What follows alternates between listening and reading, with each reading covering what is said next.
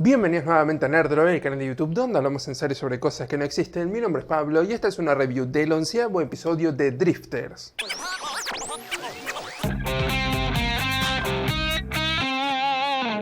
Bueno, aparentemente hacerse con el control de un reino toma tan solo unos pocos episodios y días nada más, porque los Drifters están a las puertas de hacerse con el reino de Orte esta semana, en las vísperas al final de lo que seguramente, y espero yo, sea tan solo una primera temporada de Drifters. Y más allá de la amenaza de los Drifters, de hecho ningún humano, ni político ni militar, pudo ponerle un freno a esta escalada al poder de los Drifters. Y eso en parte es una pena, porque es cierto que el foco central de esta serie está puesto entre los Drifters y los Ents, pero si se tomaron el tiempo para hacer de los elfos una pieza importante de la revuelta, como así también de los duendes, hubiera estado bueno que los humanos ocuparan un lugar de relevancia, aunque sea en la oposición. Más cuando hay una chance, porque ya esta semana se plantea la posibilidad de que los Drifters se ganen el clamor popular al salvarlos de los Ents. Esta manera de ver su subida al poder les da un espacio a los humanos para que sean usados, y en verdad espero que sepan explotarla, porque le daría mucha más credibilidad a su misión. Después de todo, para controlar un reino no es suficiente con derrotar a los supuestos malos, sino hay que hacer muchas más maniobras políticas y mucho trabajo por lo bajo. Es cierto que este abordaje tan realista no es necesario en una serie como Drifters, que si bien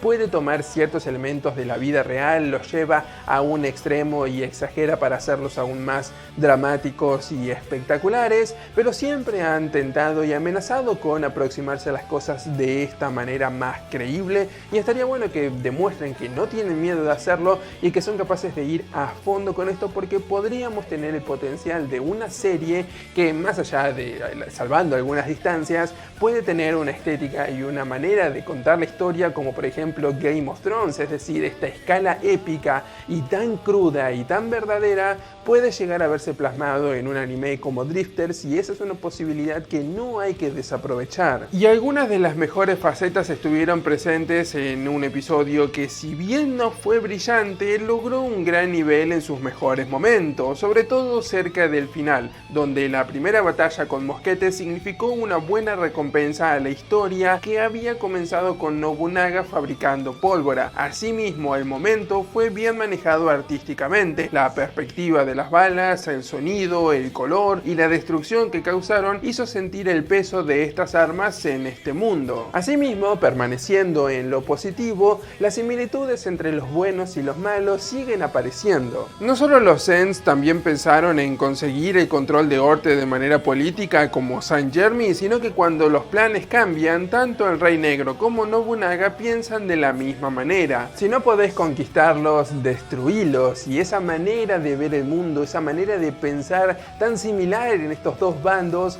lo que hace es justamente ahondar la temática que ya vengo remarcando hace mucho y que evidentemente los autores de Drifters saben cómo abordarla semana a semana, y eso me fascina porque es uno de los aspectos más atractivos e interesantes de esta serie a estas alturas. Porque eso también lo que hace es poner en perspectiva a los dos bandos y poner al espectador en una posición un tanto incómoda de elegir a quién seguir, a quién hacerle caso, más cuando estamos a las vísperas de un enfrentamiento. Y no habrá que esperar mucho para estos duelos, porque al menos debemos terminar esta parte de la serie con una impresionante secuencia de pelea con Toyohisa. Pero obviamente ningún episodio de Drifters se escapa de ciertos problemas, como por ejemplo el humor, que ya no voy a ahondar más en eso, pero sí voy a hacer referencia a algo que se está volviendo un poco irritante y que ya ha estado presente desde la aparición de Saint Germain, y es la manera casi homofóbica en la cual reaccionan ante estos personajes. Y yo entiendo que uno puede llegar a defender la actitud de Nobunaga, por ejemplo, diciendo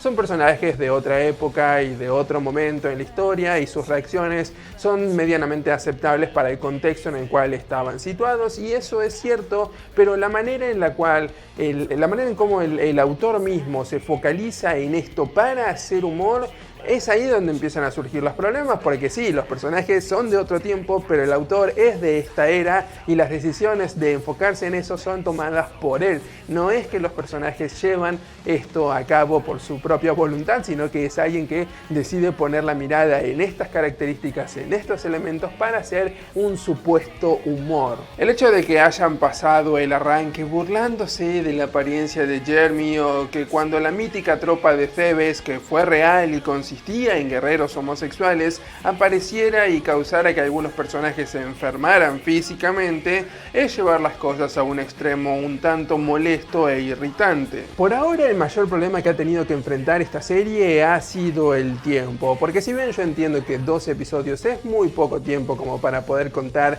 el ascenso de un nuevo imperio, aún así lo que tienen que hacer los autores en estos casos es encontrar pequeñas historias sobre las cuales sostener un arco de una temporada que forma a su vez parte de algo mucho más grande, que es esta historia colosal y épica, y son cosas que uno tiene que saber sostener, porque si no la narrativa se va perdiendo y va ocurriendo lo que pasó esta temporada, que en mayor o menor medida es lo mismo que había ocurrido con Re:Zero, si bien ahí se habían sabido sostener en base mucho más sólida a los personajes. Acá se está encontrando también con esa sensación de que hay una